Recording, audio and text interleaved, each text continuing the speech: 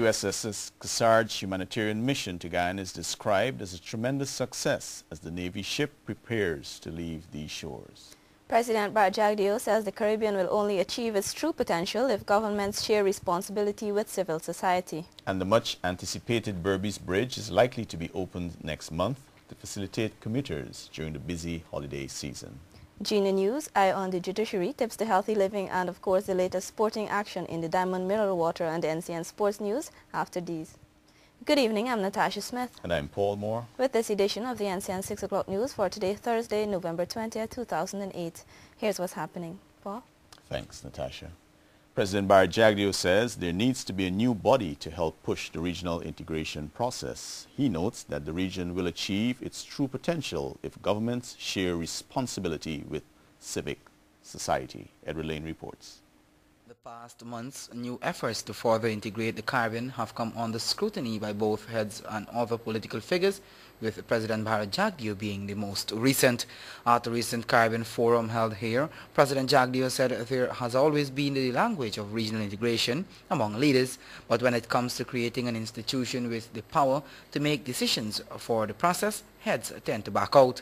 The President stressed that no one wants to give up their political power, but feels that such an institution can work. But when it comes to creating the institutions that will move the integration process forward, not the ones like CSME and passing a law, but I mean like a commission to move forward, or giving a CARICOM body, the right to make laws which are binding on the whole community. We balk at that because that means devolving political power.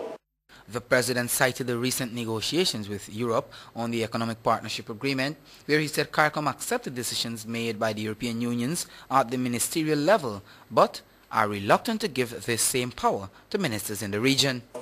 You can't have ministers meet every 3 months and think you can run a regional integration process and organization on that kind of, on those meetings. So many times you're unprepared to do the things that we willingly give to other groups. Just a little threat and spineless people. The President feels that giving decision-making powers to certain organizations other than the government will pay dividends, noting that Guyana has been trying this some time now and it is working. He has highlighted the work of the National Tender Board, noting that contracts awarded by the board cannot be turned down by the government. Edward Lane, the 6 o'clock news. The USS Kearsarge humanitarian mission to Guyana has been described by its commander, Frank Pons, as a tremendous success. Captain Pons told NCN today that 17,000 persons were screened for various medical conditions. Here's more. The USS Kearsarge leaves Guyana on Saturday after its 2-week humanitarian mission here, and there are reports that some 17,000 citizens were screened for various medical conditions, out of which 4,000 were treated, but there were some outstanding cases, as pointed out by Mission Commander Frank Pons in an invited comment today. Most notably, we had this very small 8-year-old girl. She was born with her eyelids fused together, and from what I understand, that they had tried to get her treatment. And we came here, we were able to undo that situation, and now she can see again. The second thing is, we were at Santa Rosa about 2 days ago during the operation, and a 15-year-old girl had a appendicitis, and she was complaining about pain. Well, we sent a helicopter up there. We flew her to Georgetown, and it wasn't appendicitis. Her appendix had actually ruptured. So the doctor said if we had not been there to fly her to Georgetown, she would have died in a matter of hours.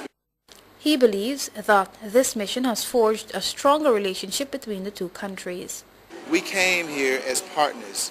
We came here as neighbors. When we leave in 2 days, we will leave as friends and we will leave as families, because we have strengthened that relationship that exists between our two countries. And we are so glad to be able to come here to this beautiful country. You have opened your arms and made us feel very welcome. We hope that we have done some good, and we hope that we have made an impact. And together, we'll have done what is needed to do to move Guyana, help move Guyana forward. Captain Pons has disclosed that all of the medical, engineering and community-related projects have been successfully completed. To this end, President Baro Jagdeo hosted the team to a luncheon at his residence in Main Street, where they were all handed a token. Speaking to NCN just after the luncheon, Minister within the Health Ministry, Dr. Barry Ramsaran, said Guyana remains grateful for the venture. He said the country welcomes this and any other similar exercises from its partners. And according to him, the Health Ministry will now continue to build on the foundation set by the mission team. So we're getting help where we need it, and this is a good venture. It's paying off, and we've already seen some of the results. These things need to be continued. For example, the Ministry of Health has created across the country several small hospitals. We might not always have the skills mix to maintain full services there.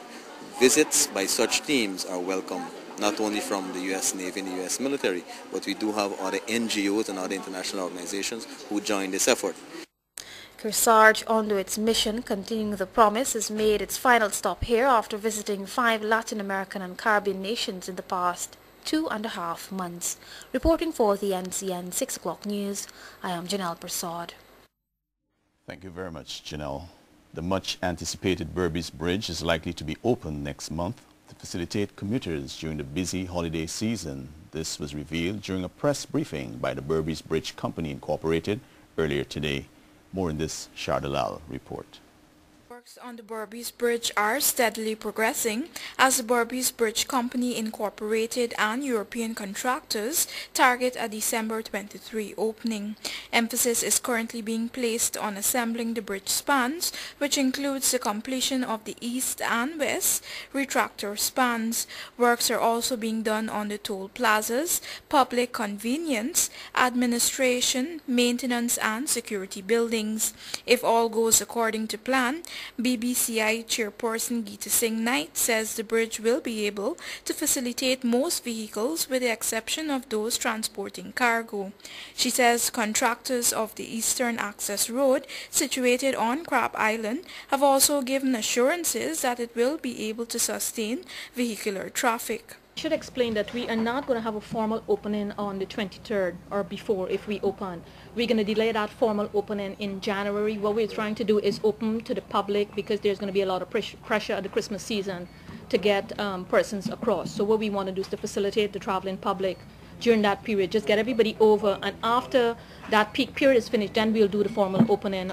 In the meantime, BBCI has formulated a toll structure which it will be submitting to government for approval, and Singh Knight says these should be made public by the second half of December. The structure we've worked out is ranging between 5 to 10% for the different categories. Some categories are maybe 9%, some are 5%, some are 8% of the existing ferry structure that is in place.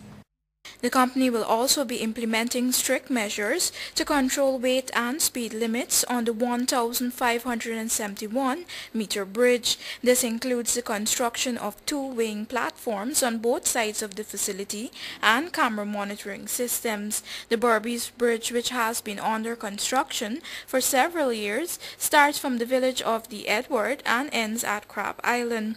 Under a concession agreement with government, BBCI will be operating the bridge as a toll service to recover financial investments over a 21-year period, upon which it will be handed over. Reporting for the 6 o'clock news, I'm Shah Dalal.